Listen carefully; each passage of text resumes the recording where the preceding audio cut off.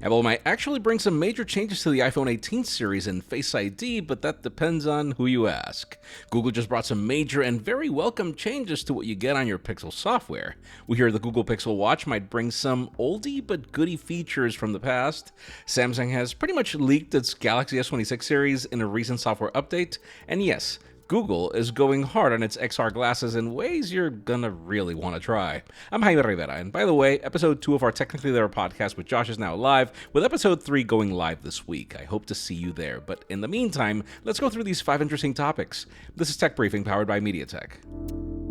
Let's begin today with Google, because believe it or not, we've got 3 segments on what the company has done lately, and Android is the best way to start. The company has just launched Android 16 QPR2 a couple of days ago, matched with the company's December Pixel drop, which, yes, comes right after the November Pixel drop. It brings a lot of must-have features that really make getting a Pixel worth it, because you don't have to wait for cool features like these once a year, or even more in some cases. So, AI continues to take a more useful approach to software. We did see notification summaries earlier, but now we have AI helping out with these summaries to help you triage what's important and what isn't. And since the organization of these has been completely revamped, you should have a better experience getting through them. AI also is helping better parental controls, more accessibility tools, and even better customizations.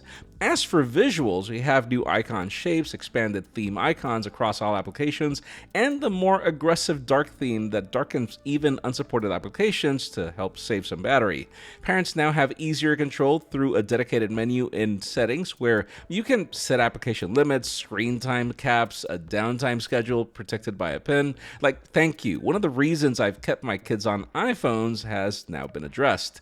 A new call reason feature is coming soon as well, letting you label calls as urgent so contacts understand their importance. Google has also integrated scam detection into Circle to Search using AI to evaluate suspicious messages and help users identify potential fraud. This is really cool. And listen, I'm just scratching the surface, but yeah, it's been enough for me to return to my Pixel 10 Pro Fold. I'm curious to know what you think about all this in the comments. And speaking of Google, let's continue with the Pixel Watch, as some oldies but goodies seem to be making a comeback. Listen, gestures on Wear OS have existed way before the Apple Watch, but you gotta hand it to Apple for what they did since Series 9, pretty much making the Wear OS options kind of obsolete. We even saw Samsung bring them, but obviously the question left is Google, and it seems that's about to change. Apparently the company is expanding gesture control to its Pixel Watches. According to the details uncovered in a teardown of the latest Pixel Watch application, one of the most notable additions in development is support for the double pinch gesture, which will allow users to answer calls, interact with notifications, and take photos with a simple hand movement. But then even better is that Google is reportedly also preparing to bring back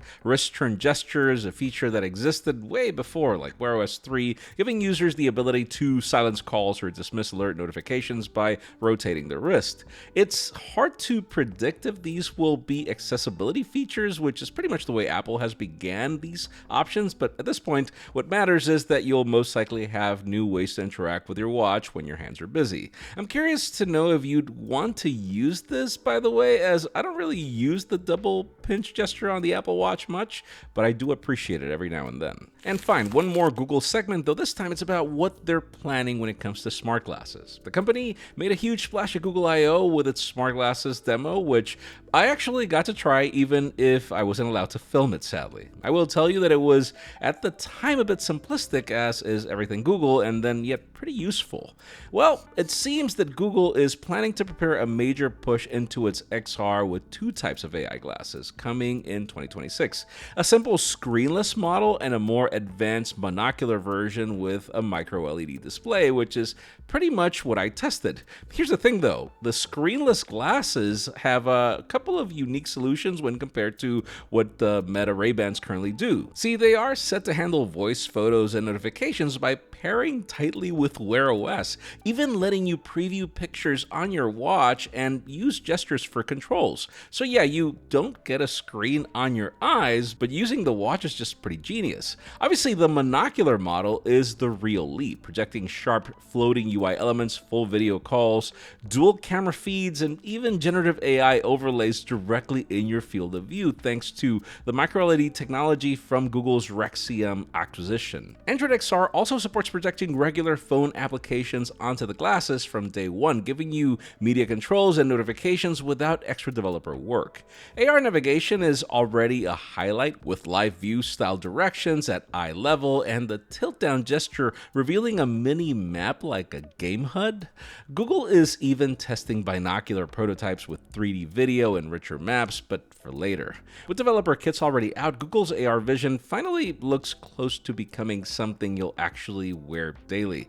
I'm curious to know how much you'd be willing to pay for this in the comments. Now let's switch to Samsung, but not for those glasses. Instead, let's talk about the Galaxy S26 series. We've had so many rumors of the Pro and Edge, the Plus going extinct, and then all that got scrapped when the iPhone didn't change the price tag.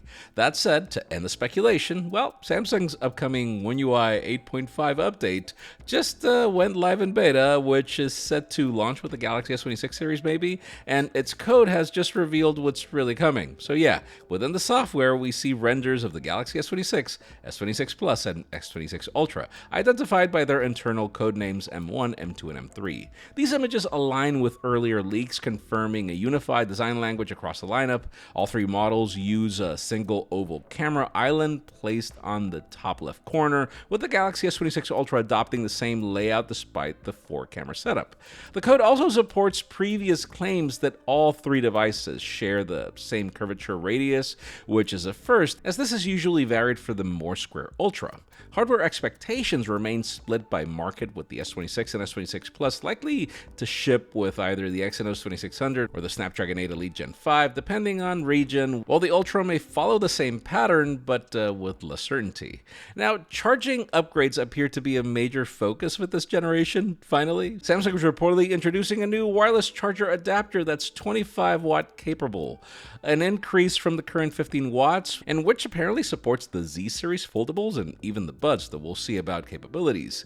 We even hear of a faster 60 watt charging for the Ultra, finally, with the base and the Plus at 20 watt wireless, and then wired as 25 watts for the base, 45 watts for the Plus.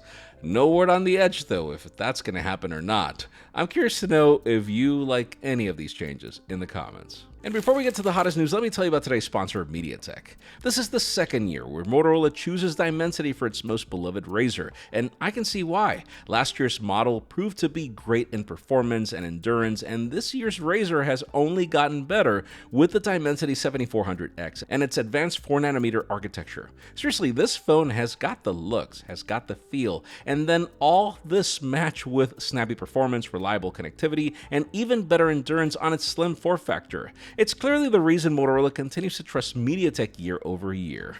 Thanks to MediaTek for sponsoring this video. And finally, for the most interesting news today, let's talk about the future of the iPhone, actually in two segments condensed into one. First, let's talk about what Apple and Intel are apparently going to do, because apparently they're going to collaborate again, not just on the Mac.